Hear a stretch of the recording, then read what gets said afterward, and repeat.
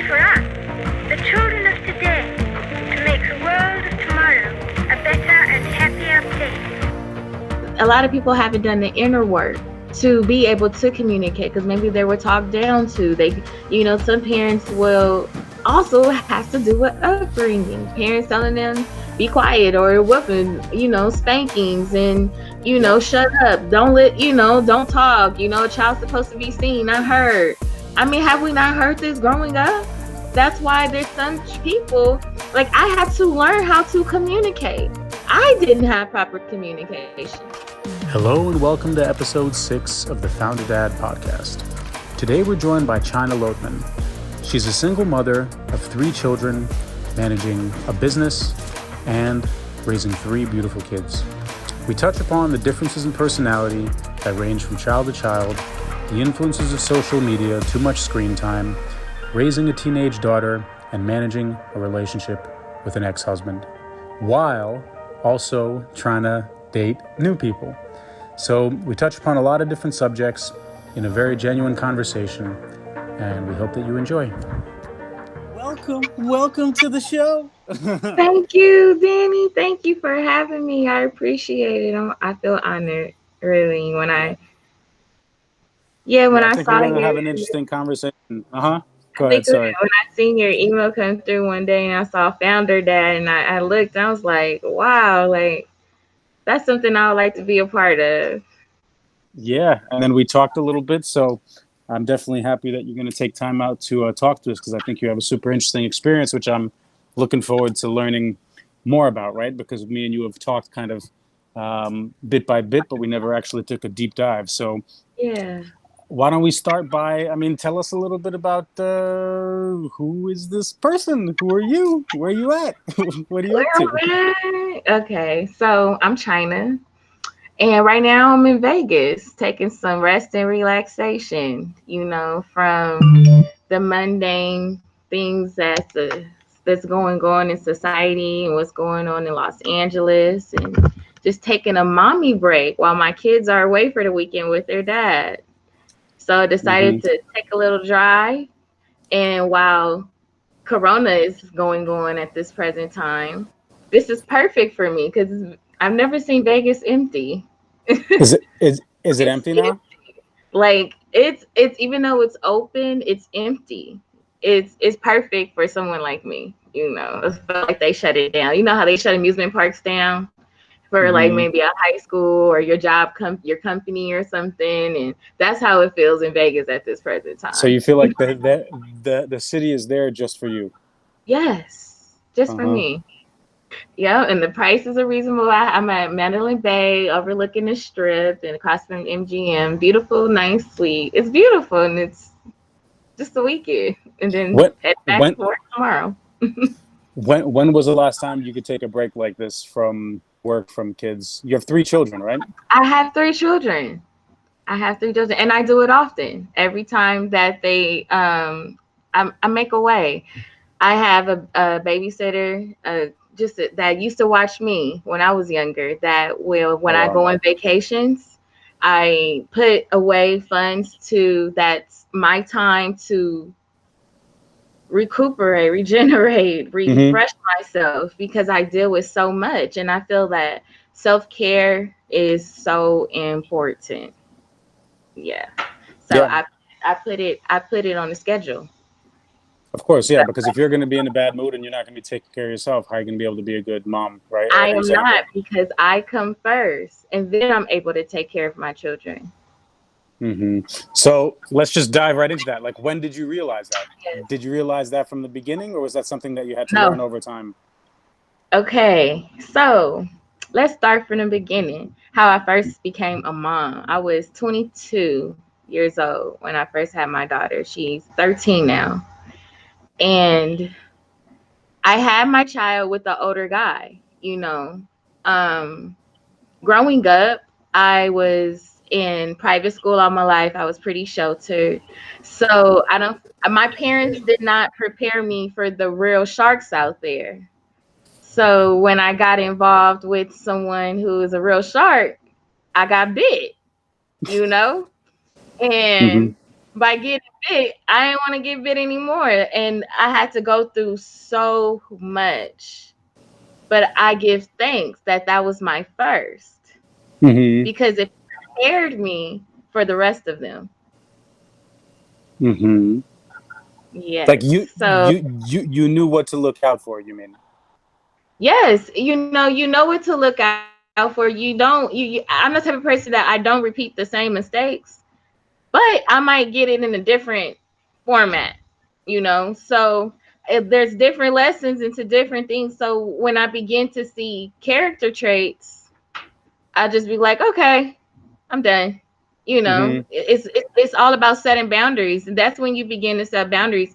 My parents didn't teach me I didn't grow up learning boundaries, Mm-hmm. unfortunately. So, and now society, with going out and dating and not learning boundaries, and I am out now able to prepare myself for life, Were your live life. parents were your parents together? Were they separated? What was your home life like? So, and that's the thing that's crazy.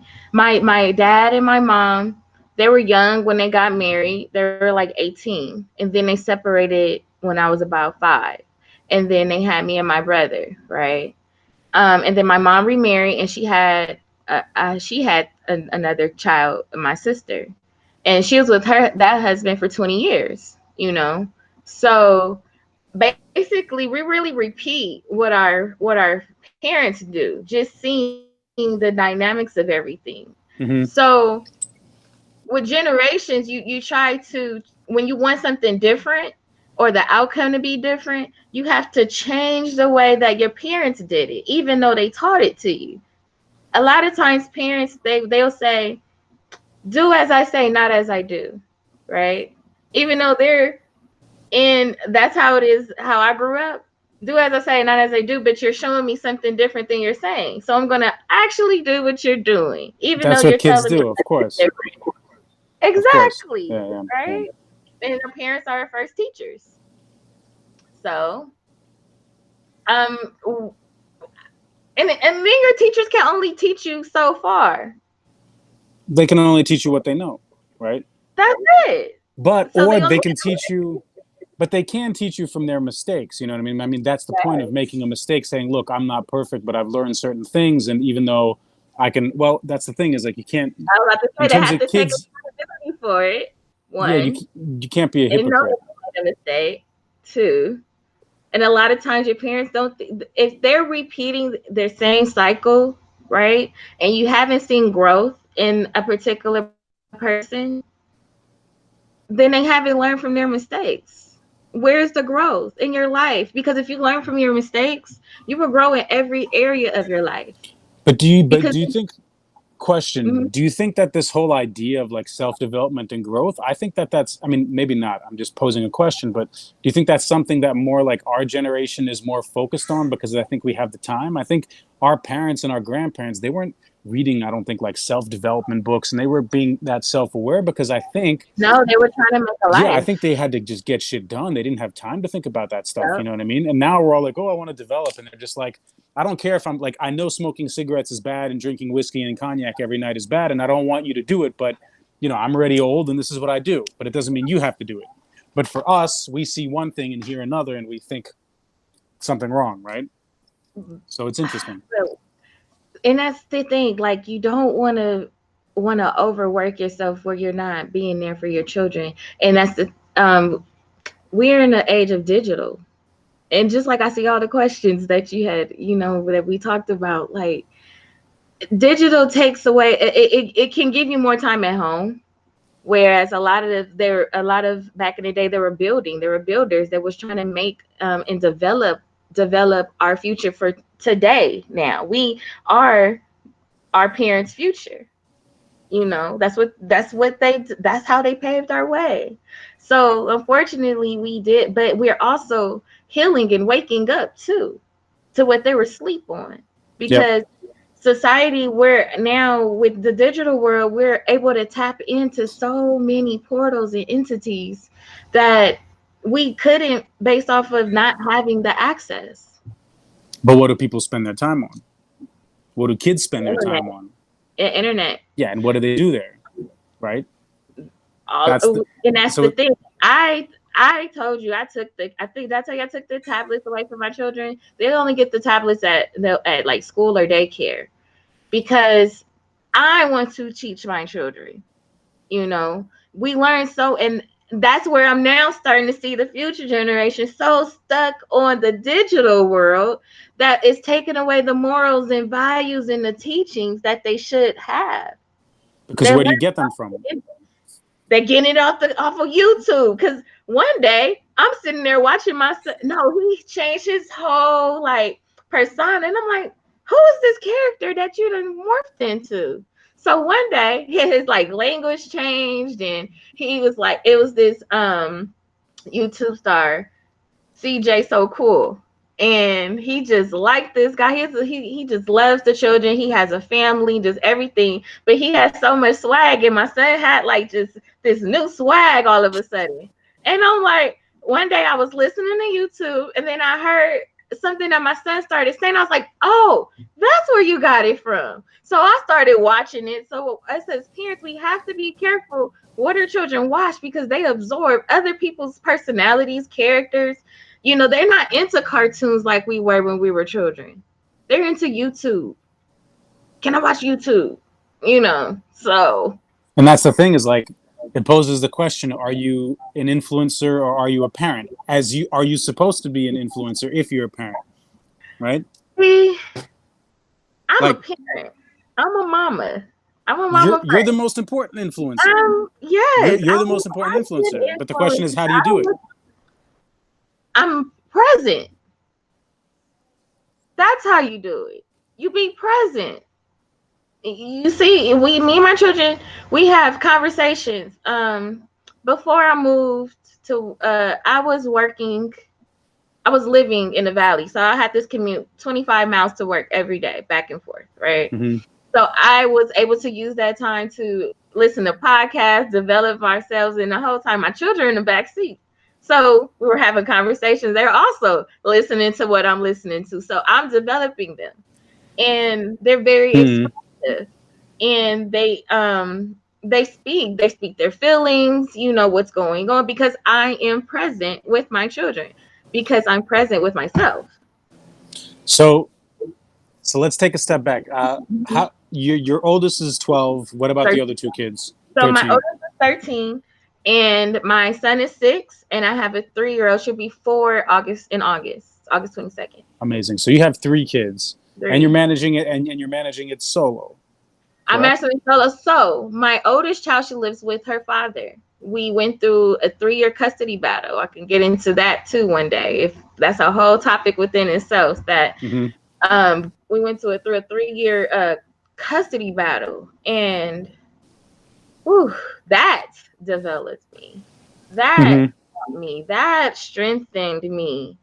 And I was able to help so many people get through that by just being transparent with my own case with that.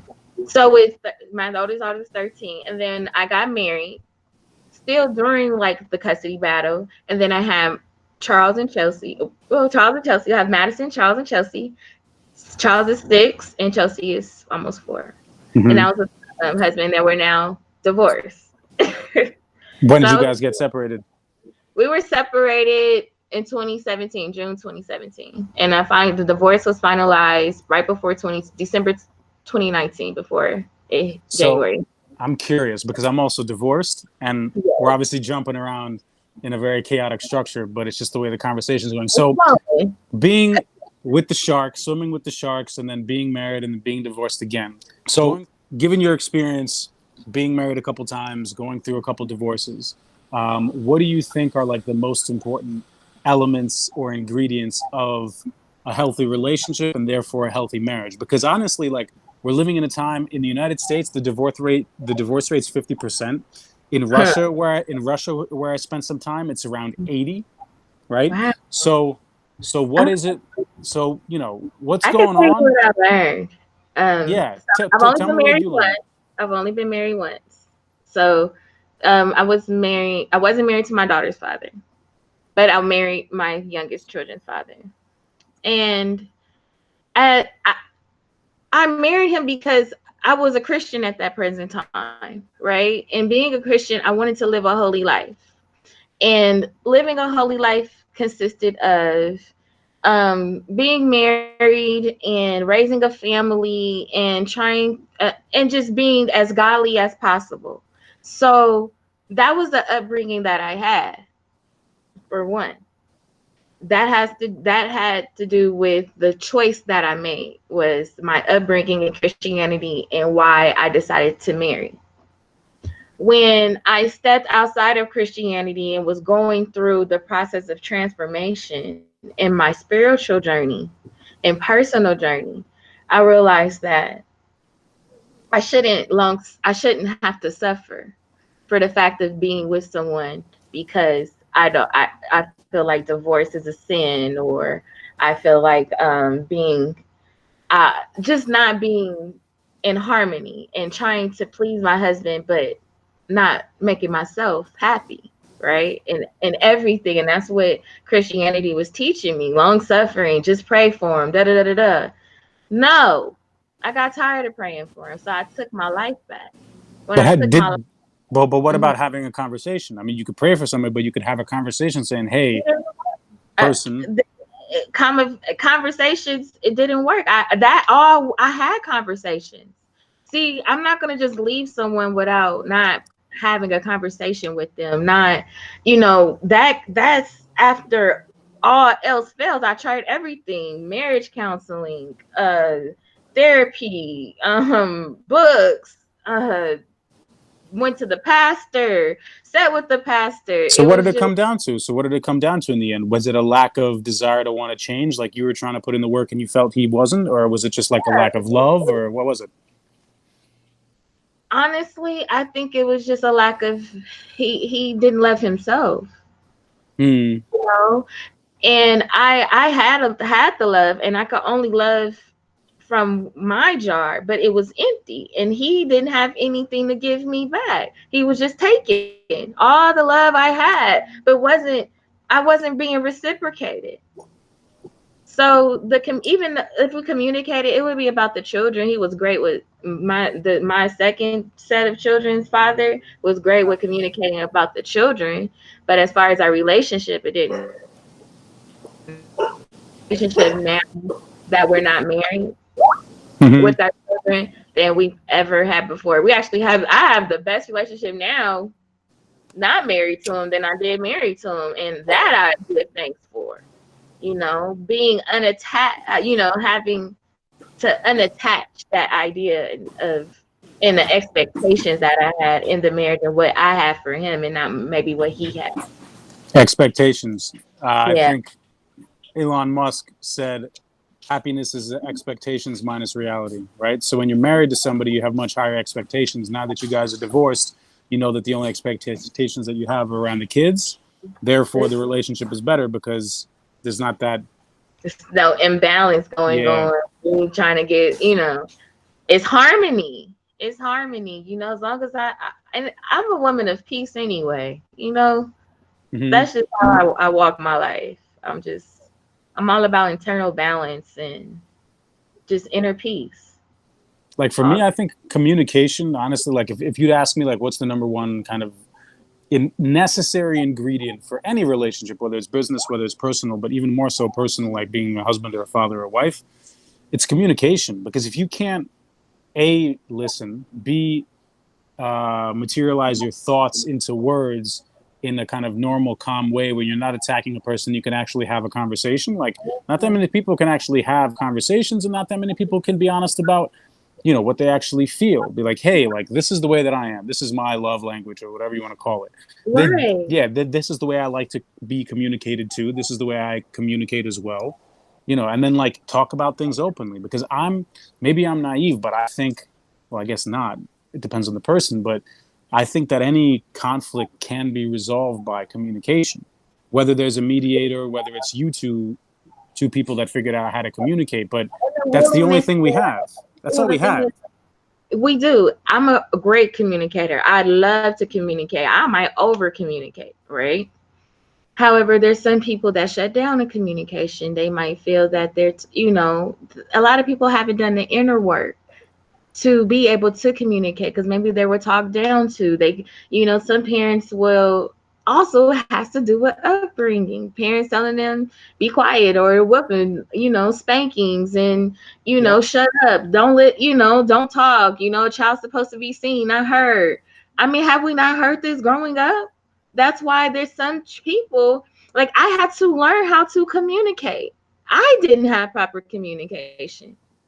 My mom wasn't a communicator. My dad was, though.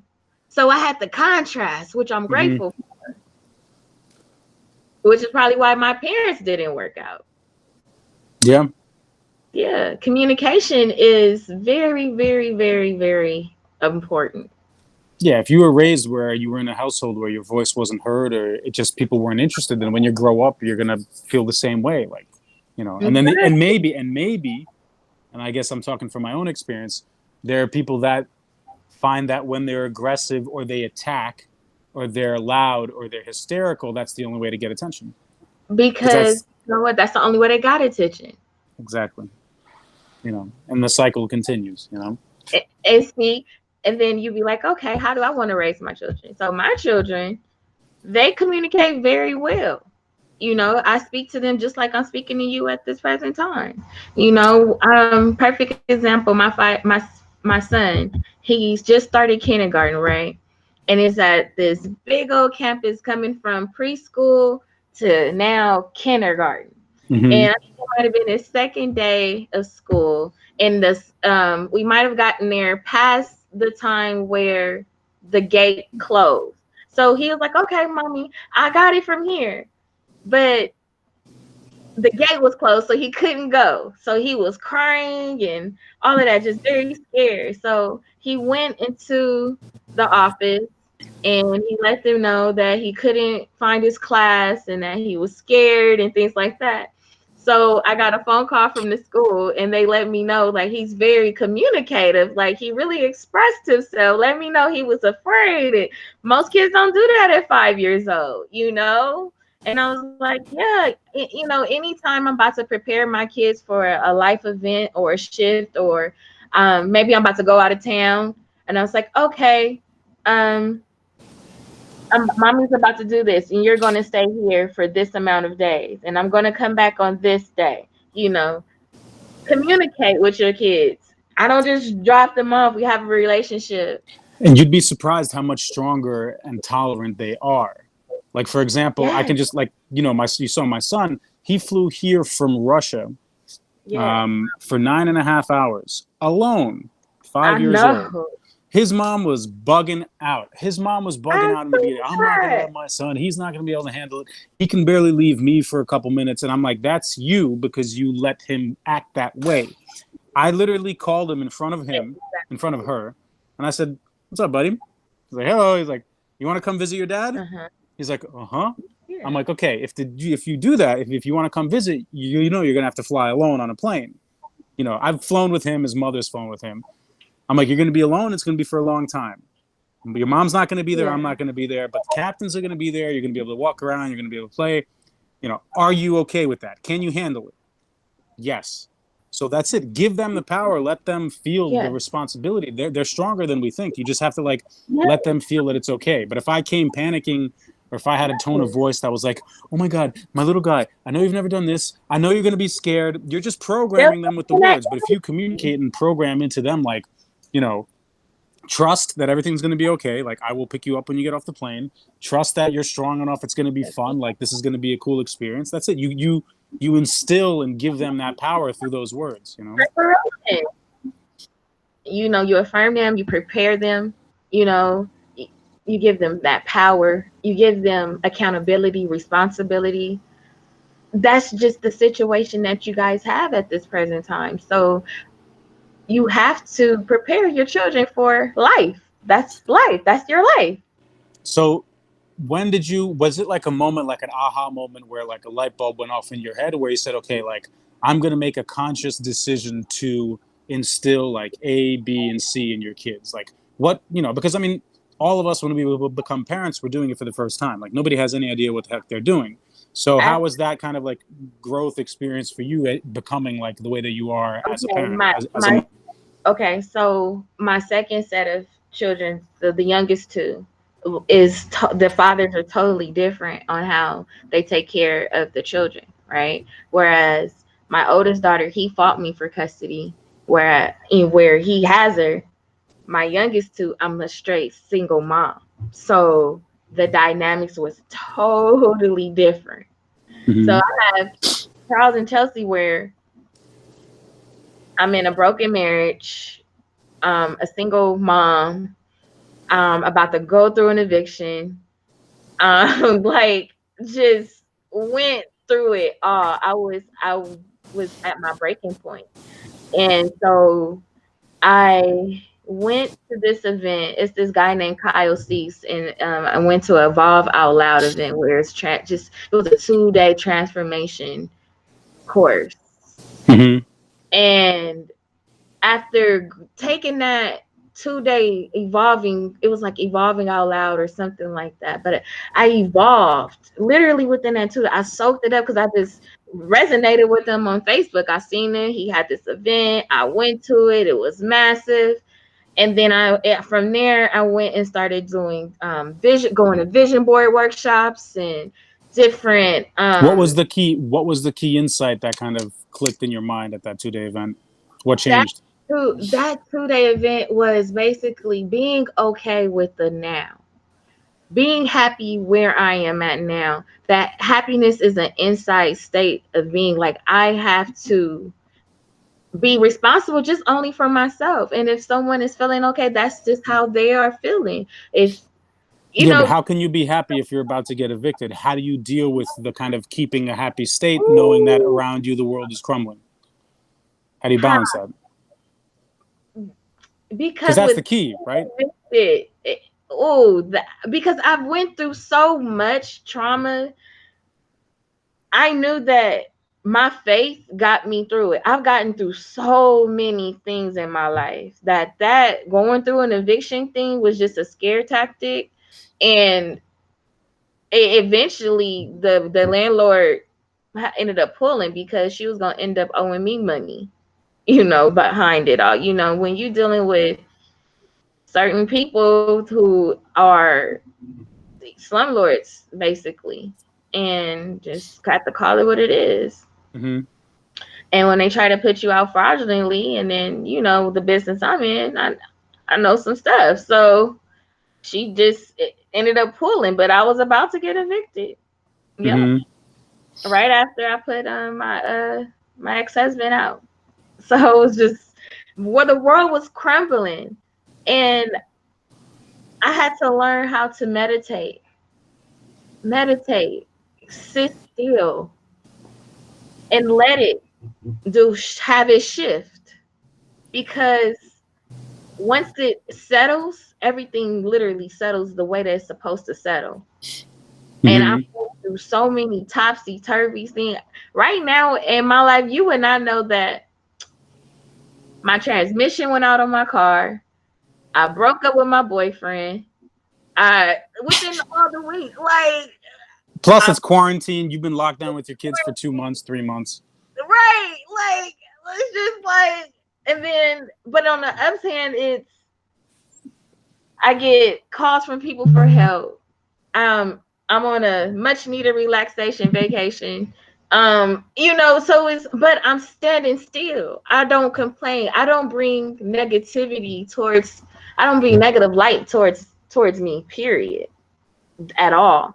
So it's all about having that mindset of how you want it to pan out. Do you want to continuously feed it negativity, or do you want to see a positive outcome? How do you want it to be? Because it is your choice. It is your choice by the vibration you're on. Mm-hmm. And you have to actually live that lifestyle of that vibration. Not just say it, but be it. I mean, so you went to this training. Yeah. And how long ago was this? This was February of 2017. Okay. So a couple years ago.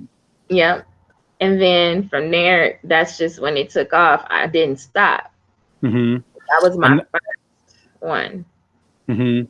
But in terms of kids, like I'm curious, when your kids were younger, did they spend time with your parents, with their grandparents? How was that kind of family bond, family connection?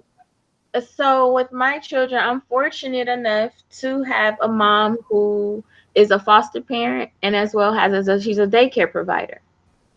And my children went to her, is currently going to her daycare now because school is out or has Mm-hmm. been school shut down, but it has always gone to her daycare, you know?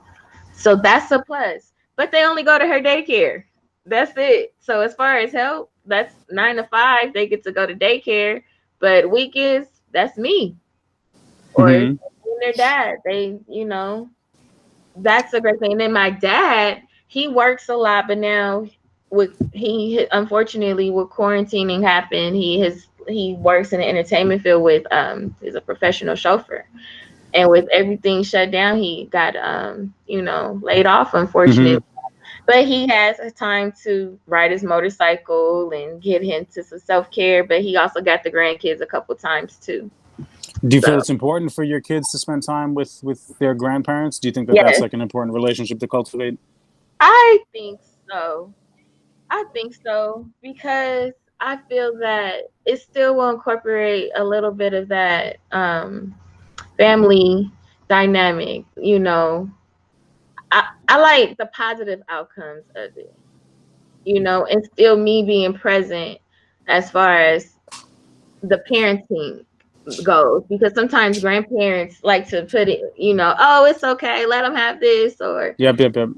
you still have to put your foot down as a parent when it comes to having grandparents involved with your children. Mm-hmm.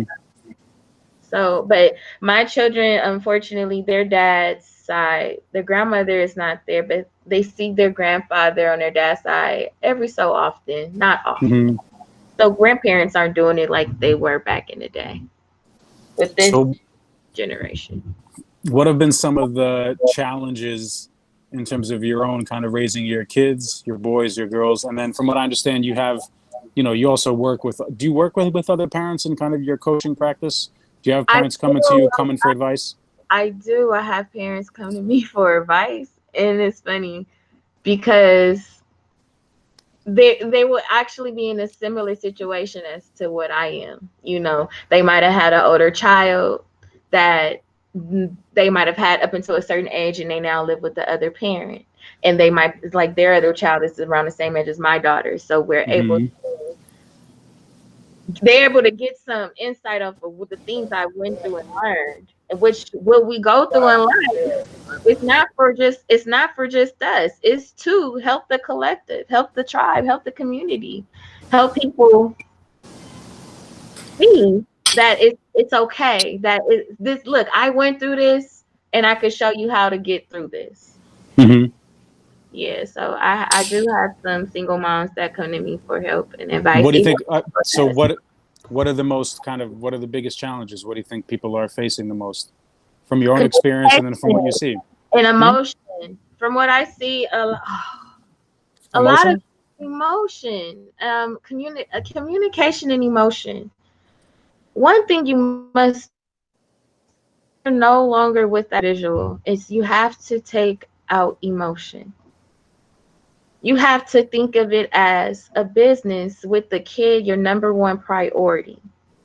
And love, passion. You have passion for your business. If it's your business, you have passion for your business. You have love for your business. Now, now your significant or the other parent is now your business partner in this collaboration. That's how I had to look at it, right? We Mm-hmm. have our child. We have to raise this child. You want our child to have a beautiful experience. So our parents have to get along. For years, and this took time from my first child and the second father, Mm-hmm. where I had to learn how to take out emotion with the raising of the children because it affected them greatly, how their upbringing is. Especially if you're angry with the person, especially if you have resentment or Yeah. hate, right?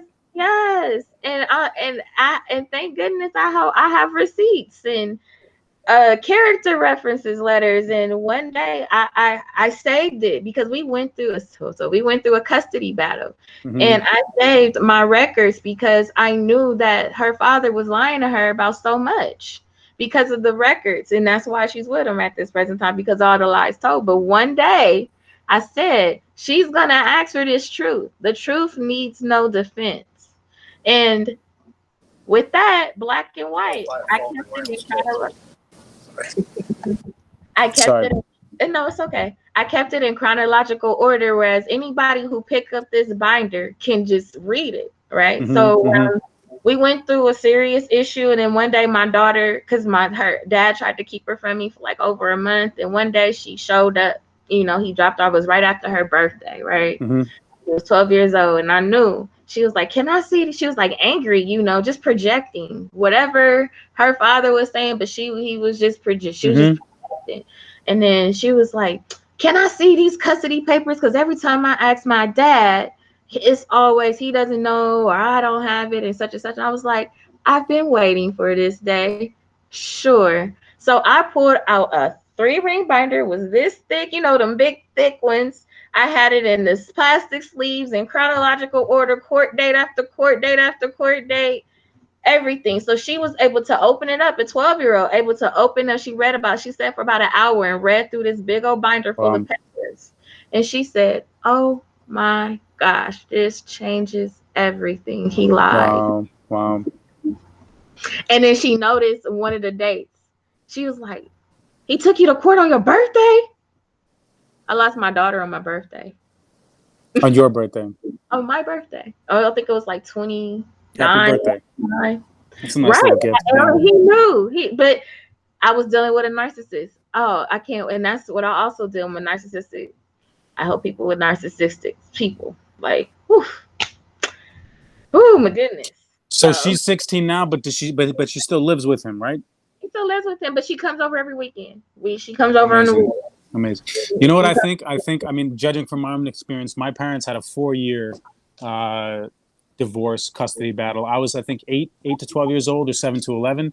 And I remember it. I remember the way my father behaved. I remember my mother behaved. And I just remember kind of like, you don't really know who to trust, but your gut tells you just by the behavior, like who's really there. So I think kids are very, they feel it. Yeah, because like, listen, communication's nonverbal. You can see like who's calm, who's cool, who's the one like bugging out, who's the one changing their story. Like kids are video cameras. They remember and they record everything, whether it's non-mimic tone of voice, like little twitches in your face. Like the thing, and this is so important. Whenever I have to make big decisions, say I had a boyfriend, right? I never really tried to argue or anything like that, and they noticed he wasn't around anymore. But I always make sure that I communicate with my children. Before I brought him around my children, I let them know, "Hey, this is so and so. Are you okay with that?" And even when they no longer seen him around, I let them know, we'll still, see each other from time to time, but he's just no longer around like that, right? Do you position him as like, this is my friend? Or do you, like, how do you? I call it what it is for what it is at the present time. I'm honest with my children. Mm-hmm. And see, I have to be honest with my children because my mom hid so much from me growing up. I like just pure honesty, pure at age appropriate levels. Because I know I make great decisions because my decisions are well thought out.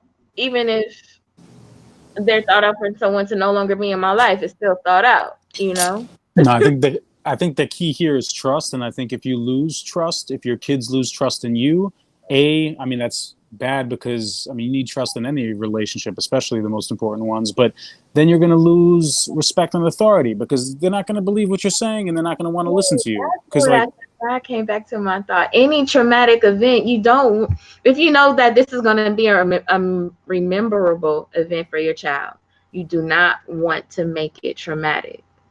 So you want to move with grace. You want to move with elegance. You want to move using communication effectively.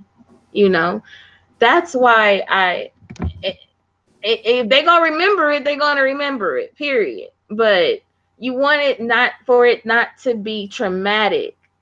That's where it will change the course of their life and how they choose to date.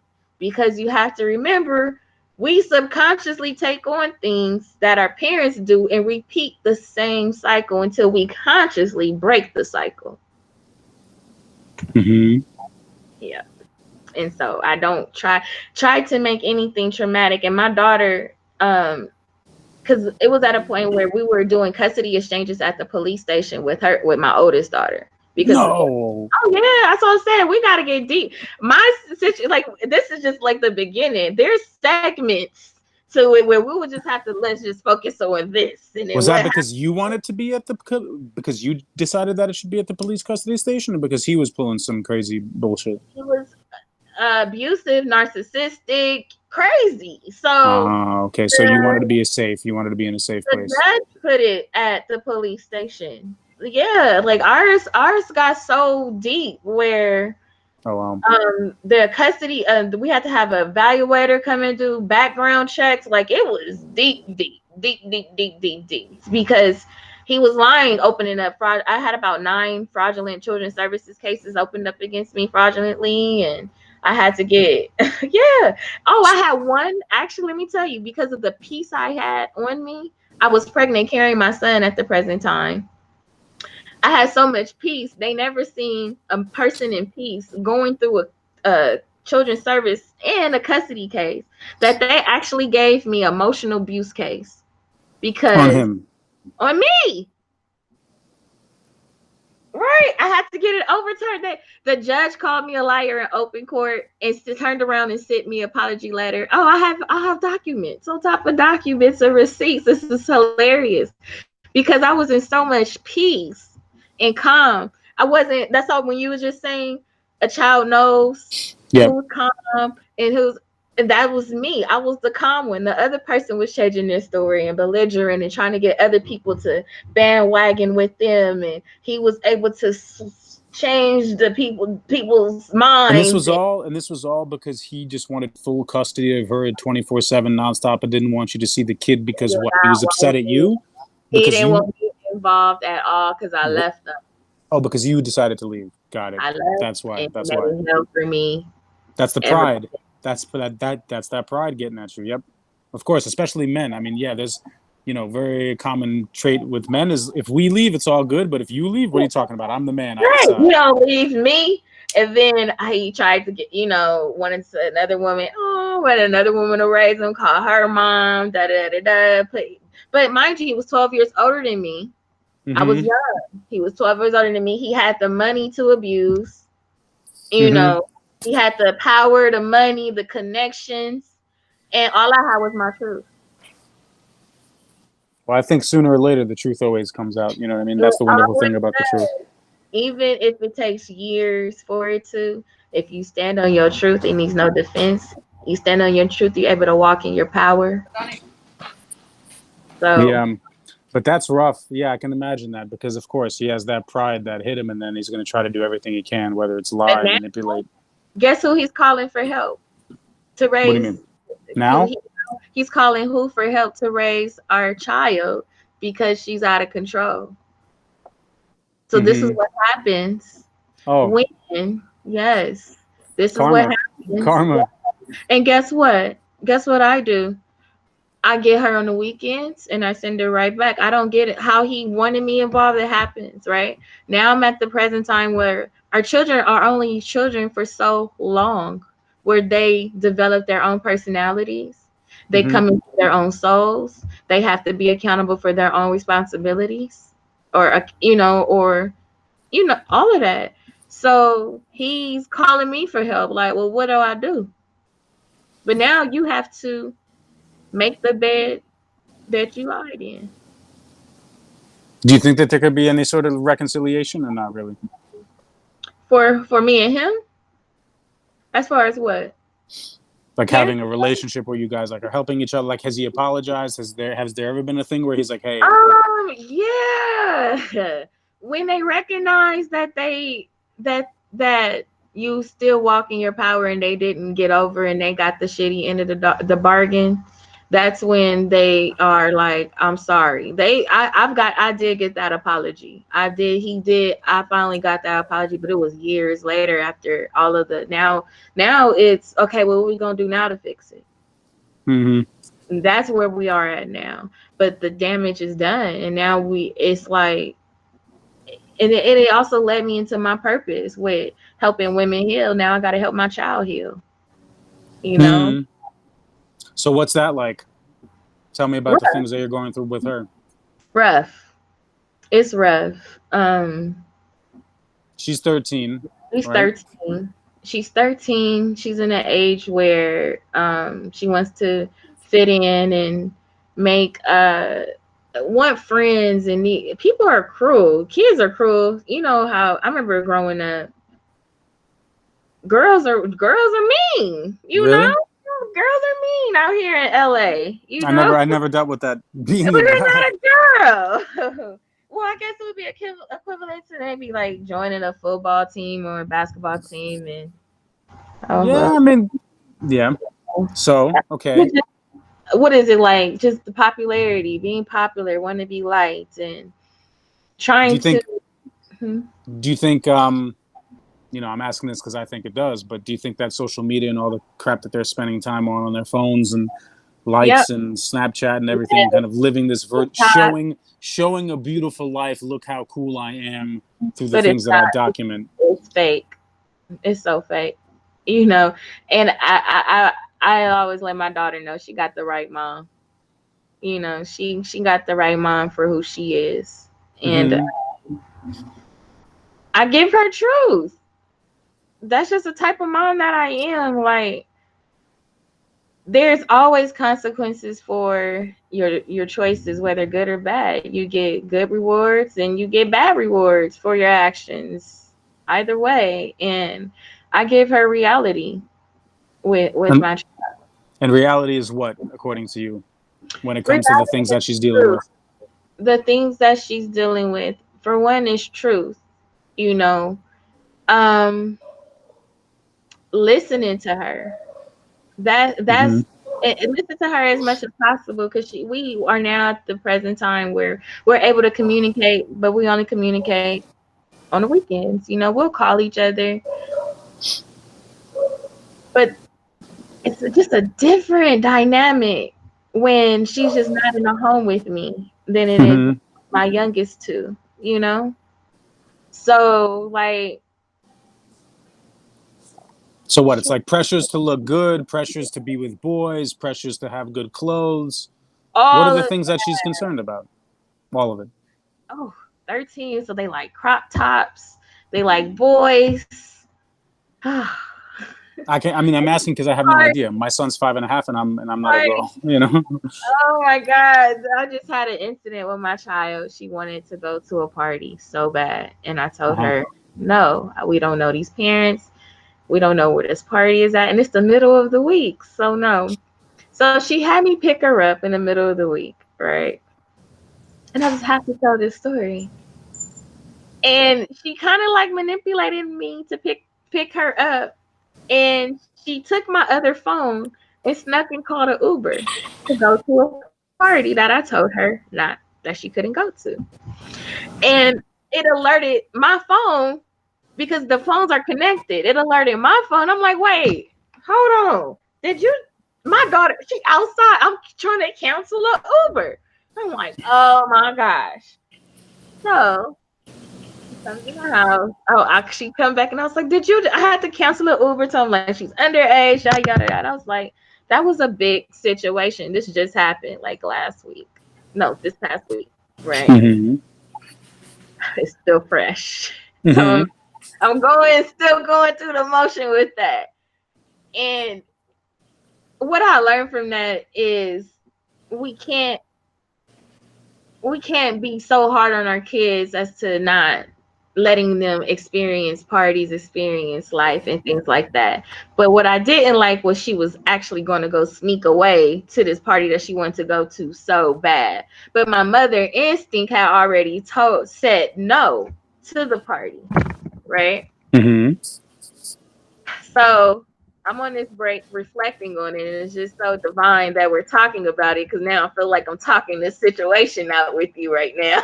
Well, I mean, so what happened in the end? You found out that she was doing Uber. You called her on it. What did she I had say? to call her dad. Her dad came because what she doesn't realize, she's 13, right?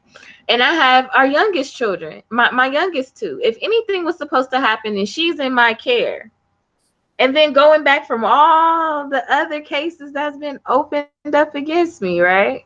Mm-hmm. I still have to protect my younger two, as well as my oldest child, who's making all these decisions that can also affect the younger children. We could end up in the system if something happened to you and you're in my care. That's failure to protect a teenager from going to a party, and then anything happening and me not know. Okay, but you So canceled the Uber. I canceled the Uber, but those are the precautions. Like, that was going through my head that could happen. Those are the dangers that could happen if something was to happen to you going to a party. So I'm living. But you explained, you explained that to her, right? Yes. Her dad and I both explained. So I called her dad. He came and picked her up because, of course, I was upset, right? And she was like, "Well, Mom, you act like you never." And honestly, I never snuck out the house. I was just one of those kids who never did that. Mm-hmm. But there are children that are sneaking out the house, that are wanting to do what they want to do secretively. So that's why us as parents have to be present with our children, and it start at a young age now, like when they start walking and talking, when they're born, being present. What about changing the focus? I mean, you could say, look, this isn't the last party. There's going to be plenty of parties. It's all good. You have better stuff to do. Like, let's focus on something else. Now. That's where I'm talking it out with. This is the first time this happened. And I just said, I don't want to be it to where I don't want to keep her from going to parties, but want to let her know that it was in the middle of the week. It was like a Wednesday night. Like, that means I would have been responsible for getting you there, picking you up. It was changing the plan. Yeah. Plus, what kind of parties at age 13? Like, what the hell are you talking about? So I'm what trying kind of parties? Yeah. What parties? Sit down, do your homework, play sports. That's the thing. The internet. That's what freaking Instagram and Snapchat and these group chats, and there needs to. And that's the thing. I'm taking her phone. When she's with me, I take her phone at 11 o'clock. Give me the phone. You shouldn't be on the phone past a certain time. You shouldn't be sleeping with the phone. You shouldn't be looking at your phone before you go to bed. Anyway, right? but that's the thing with co-parenting. She doesn't live with me, right? So I also get the shitty end of the stick. Like, I'm the bad person, I don't live with you, or you're not there, or whatever her daddy done said to her, right? So I have to fight that, but I stand in my truth, and I'm still your mother, and this is what goes down in my household. Or you can't spend a night, and I'll just get you, and we'll spend time during the day. And so, how does the internet make it worse? Because they don't want to. They want to do other stuff. They want to. Oh my God, my friends are out doing this. Friends, yes, friends. Are they even friends? No. Mm-hmm. It's all about popularity. It's all about wanting somebody to be her friend, and that's why it's so important. And that's why I'm trying to instill in her the importance of being your own friend first, not letting yourself down, self-love, being there for yourself. Because if you are codependent on having a friendship, always depending on having someone next to you, you're always going to want somebody with you, or you won't be able You're always going to feel incomplete by yourself. Yeah, you're going to feel incomplete by yourself. You want to feel complete, whole by yourself first. And that's what needs to be taught.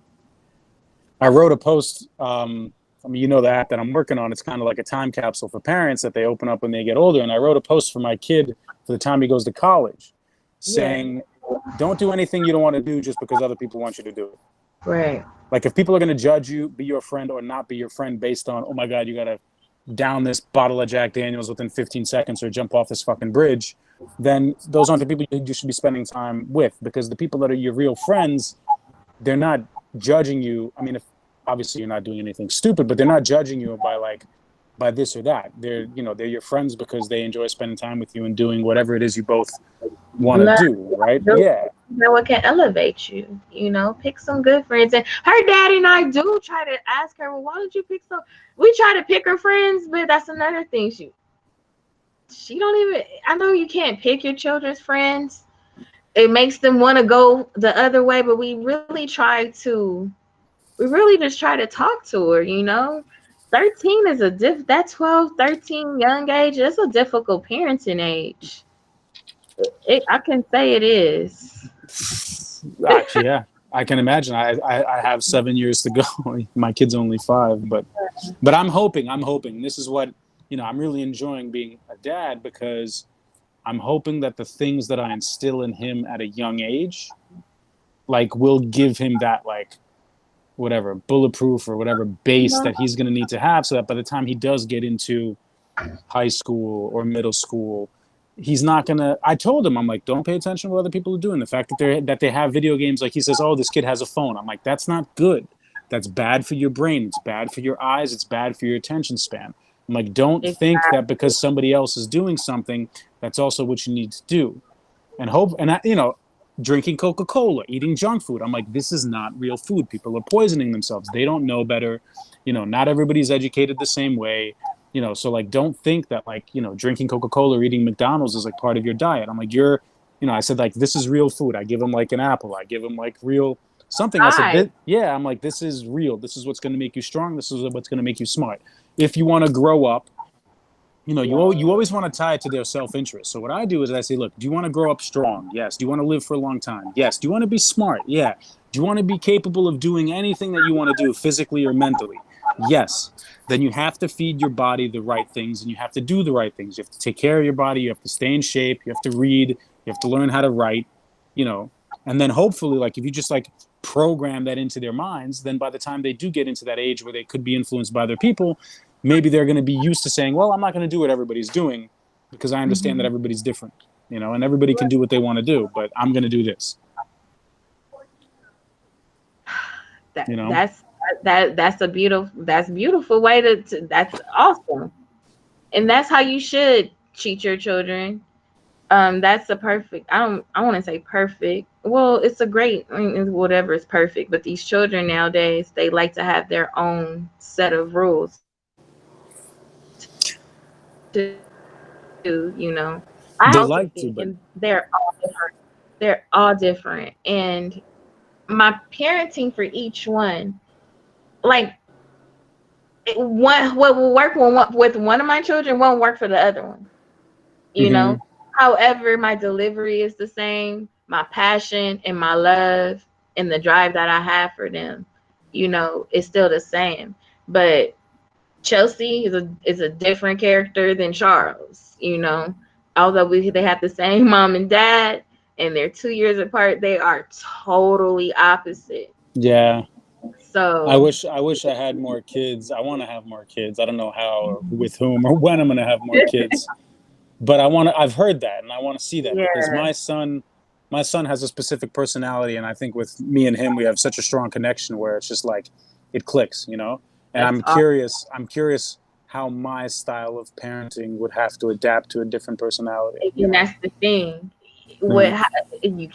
You have to sometimes mold it to the soul of that child, because it gets so deep, man. Like, once I've gotten into the journey of raising my kids and realizing that each one of them is a different aspect of who I am, and your children, like, it's like healing my inner child, the things that I went through in life and I wanted change and wanted differently. I am now listening to my children.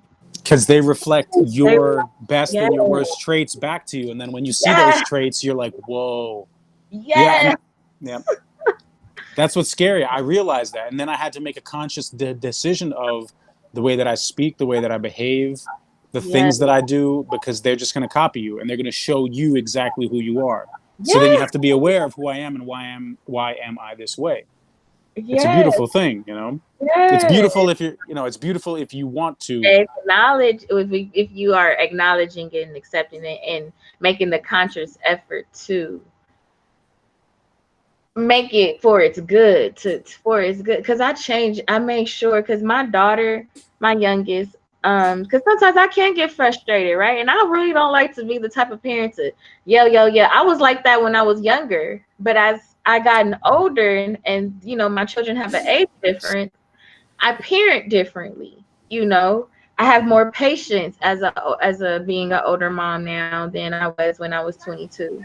Mm-hmm. Um, and how I react to the certain things that they do, I don't react. I don't just give them a reaction. I do sit and I ask them, well, why are you doing that? Does that make you feel good? Well, you know, just certain things that they do or whatever. But just really have a relationship with my children, an intimate relationship, with a heart-to-heart relationship with my children. And each heart is different. But what's the one kind of thread that ties all those together? Is it love? Is it communication? Is it, what Love, is it? Love. love, love, All you need is love, love. love, love. Love is the highest vibration. Love is communication. Love is, and they show me their love. Like if I do everything I do out of love, I will get the reciprocated back in love with my children. Well, I mean, yes, but I mean, a lot of people can do If bad things. Yeah, but a lot of people can hit their kids, or they can start yelling at their kids. And I say, "Oh, I'm doing this because I love you, but this is just the way that I communicate." And you could Uh, traumatize your kids, you know. well, So, see, and that's the thing. That's the thing. I grew up like that. So by me growing up like that, yeah, I spanked my child, I spanked my children, but that's the last resort. I don't want to have to hit. It hurts me to hit you. Like that's pain on me to hit you. You know, I don't want to have to do that. But mm-hmm. what I want to have to do is let's talk about it. You know, or my youngest child, she's very, very headstrong, very powerful child. And she trying to redirect that energy. You know, she's not Mm. she's hyper, she's athletic, she's bossy, her But you person. said it right. Redirect the energy. Yeah. Redirect the energy. That's all it is. That's what we Change gotta the do. focus. Yeah, Yep. change the focus. Yep. And each one is teaching me how to be. They teach me too. Because I care and I ask. I'm not just talking at them. I'm not just saying because I'm your mom. I'm not just locking them up in a room telling them to watch TV. You know, sometimes I'll tell my son, "Can you color me a picture so I can feel good? You know, go draw." Or I tell Chelsea, "Can you want to make something?" You know, she likes to bake and cook, or like to Mm. help season the food. And now she wants to wash dishes. So I was like, okay, go get the stool. So just things like that. They separate laundry. If they know their colors, you know, towels, they know the colors go with this. Oh, They giving them help. responsibility, giving them chores, giving them responsibility for their own world, for their room, like cleaning their room, putting on their clothes. You got to do that. Yeah. Yeah, I mean, because that's how I make being a single mom work. We are a team. We work together. We have to get on one accord. I'm the mother duckling. You guys are the ducklings, and we must move in grace. You feel me? Like It's we have beautiful, to be man. on one accord. Well, plus, when they get older, they're going to know that they're responsible for their own world and not going to put their hands up saying, well, I don't know. I can't do anything. I've never done this Oh before. my goodness. And I see it every day in the field that I work in. And I'm just like, wow.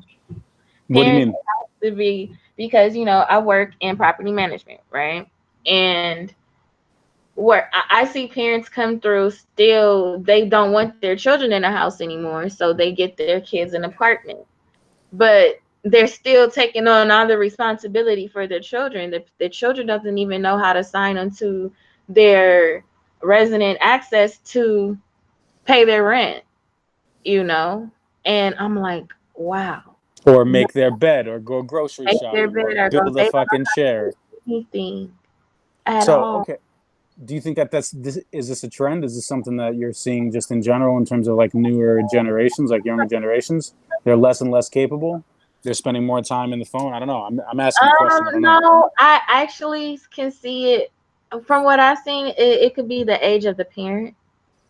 A lot of times if the parent was older when having their children, a lot of times they just buy their children just to get them out of their hair or give them whatever they want, because if you're too old having your children, a lot of times they don't have the energy to To go into those battles and have those to conversations. go into the battles with their because as you can see, some of these kids come out with their own mindset. Period. We all come out with our own, but they come out very strong. They're coming out very I mean, stronger now. I'm observing what's going on with, like, I mean, we're now coming up on election season, and I mean, it's very like divisive, and there's a lot of different forces that are trying to influence like kids and younger voters. And it's just like, I come from a political science background. I got a master's in political science. Like, I was always interested in this sort of stuff. I studied sociology, psychology, religion. I was a religion major. Okay. Like all that stuff, and like, things aren't as simple as TV or Instagram or memes try to make them out. But I just see how, I don't want to say naive, but like how easy it is to just like throw an idea into a child's mind, and then that's it. You've completely like, brainwashed one side to think one thing, another side to think another, and then like they get so passionate about kind of issues that they really understand on a very surface level, but it's like it's been given to you as like a very like 1 + 1 = 2 equation. B, it's turning into something that's like popular, right? Like, oh, like you have to support this or you have to support that. And it's like, you're kind of giving them a They don't false, even like, understand things what they're aren't that simple. Right. It's not. It's not. But here's one thing that I hear, one thing, because you were talking about like giving kids what they want. Like, one thing that I always try to do with my son is I never agree to anything at the beginning. Yeah. And I always make him kind of explain, justify, and have a discussion about anything that we're going to do, whether it's let's eat now, let's eat later, let's play with this, or let's play with this, let's go there, let's do that. Like, I always have him explain and like, teach him patience. Even I want this. I'm like, you can get this later. And just like, he doesn't have a choice. And that's the thing, is a lot of parents think, and maybe I'm wrong in terms of like my approach, but like his mother asks him like, well, how did you teach him how to swim? How did you get him to do this? I'm like, I don't give him a freaking choice. You don't give him a choice. Yeah. This isn't a negotiation. And that's the thing. Parents, they try to be their kids' friends, and we're not friends. I'm your mom. We're not. No. You can still be a friend, but there's still a framework. Boundary. Yeah. I am your friend. I'm your most important friend. I'm the person that cares about you more than anything. But that doesn't mean that I have to. When you say, "Oh, I want a piece of chocolate or I want a banana right now," I'm gonna be like, "No. You already had lunch, and we're gonna have dinner later." Yes, I have your best interest.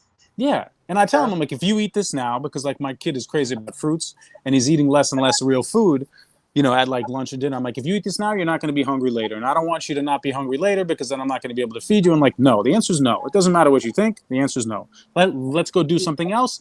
And you'd be surprised. Like, it's just about changing the focus. If you give them one thing to focus on, and then that thing is going to become the problem, then you're going to be talking about that for 2 hours. Just like you get in a fight with your like boyfriend or girlfriend. Oh, you didn't do this. Baby, I know, I'm sorry, let's just go get dinner and have a drink. Like, just forget about it. Move on to something else. Like, move on. Change the focus, change the energy, and focus on something else that's more fun. Like, oh, okay, we're not going to be able to eat now, but I'm going to throw you in the pool and you're going to have fun. Okay. At least you have something to look forward to later. And then by the time you eat, it's so much satisfying and all of that. I just think a lot of parents should, like, take negotiation classes before their kids turn, like, 3 or 4 years old. You know what I mean? Negotiation and communication. Literally. At some point, I was actually thinking it might be crazy, but... Are you here? Hello? Yeah, I'm here. I'm looking for a charger for the computer. Oh, It's about to die. Yeah. my phone's about to die as well. So I mean, we could wrap up. I think I definitely want to have another convo. Like we can just like have, we'll keep, because we got a lot of stuff to talk about. But I was thinking is like, how you have to get a driver's license, you have to like train and you have to study, right? You have to pass an exam. Yeah. What if in order to have a kid, you have to like pass an exam, you have to do training, you have to do emotional intelligence, you have to do communication, you have to pass a certain criteria in terms of like responsibility, like are you a fucking alcoholic, or like, you know what I'm saying? Like I know it sounds crazy, like kind of like systemic, but why not? This is the most important thing. You're responsible for a kid's life who's going to be responsible for other people's lives, who's going to be influencing other people's lives, right? A powerful statement you just said there, Danny. Like for real.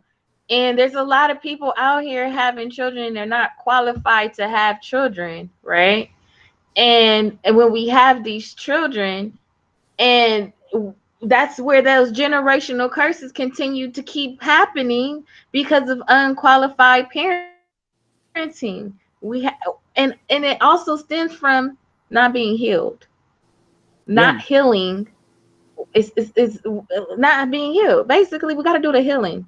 Yeah, but We that's have to do difficult. You this. understand, like not that. I mean, I think there's a small percentage of the population that's even interested, and there's an even smaller one that actually goes through the process of healing those things. And you could spend 10,000 hours with a psychologist. You could do psychedelics.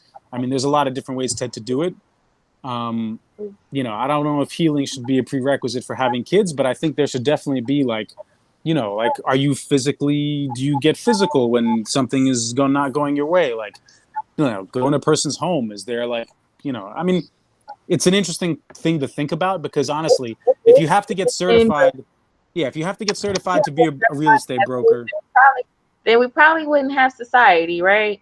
If you have to get certified to have kids, because it's a whole lot of people out here that weren't certified, that came from uncertified families that's that true. did something for themselves. That's true. So That's true. And that's why it's an interesting dichotomy yeah, because you do have the amount and the percentage of people that have like, came from nothing and done amazing, great things based and maybe the because they fact. change. Well, that's the thing. Maybe the fact that they were in that challenging environment gave them that motivation. So that's the thing is it's not a black and white simple But thing. they also have people who are in that situation that stays in the situation. So I feel that it's the person who either maybe came across someone that helped them get out, or they had that spark that ignited in them, or they just entered into a family where they just had to soar, or it was just a black sheep, or you never Sometimes it's I know. mean, if if you read the biographies and listen to stories of people, um, like, and sometimes it's something as simple as like going to a comedy show, right? Like Kevin Hart or Dave Chappelle, like who I've been following and I love for a long time. He says like all it took is just like one time he saw somebody do stand up and he's like, that's what I want to do. Boom. You know, if you were to have, if you could put a billboard into downtown LA, Marina Del Rey, every neighborhood that you live in, a huge billboard Huge billboard. Okay. that parents and kids would drive by, or parents would drive by and see every day. What would you write there? What would be the message? For parents and kids to see every day. For parents. Let's just say for parents. Let's say the focus is parents. Okay. Parents. Yep. Make every day a new day. Make every day a new day. And that could just be just like that. Make every day a new day. Why is that? Because what happened yesterday it was yesterday. It's already passed. You want to live life moment by moment. So why repeat the last moment? We already have a fresh moment. So make every day a new day. New opportunity. New start. You can walk through a new door. I mean, I could go downstairs and win some money right now. Make every day a new day. I'm about to go, so. I like it. Yeah. I like it. Yeah. Cool. All right. On that note, I'm about to finish the first conversation. Huh? I said I'm about to enjoy the rest of Vegas. Yep. Have fun. And let's have another convo about what parents could do to go through divorces better, and touch upon a couple of the issues that we started, because there's a lot that we can talk about. So let's keep it going. For sure. And I'll speak with you soon, okay? Cool. All right. Enjoy Vegas. Bye. Thank you. Bye. Bye. Our lives are not linear. What we remember is not defined by time, but by experience. We remember the emotions and people surrounding specific moments and live time as one continuous day that is the experience of our lives. One of the most important, meaningful, and challenging experiences we face is being and becoming parents. These are conversations about moments in our lives, what they have taught us, and the questions we all face about how to live in the world.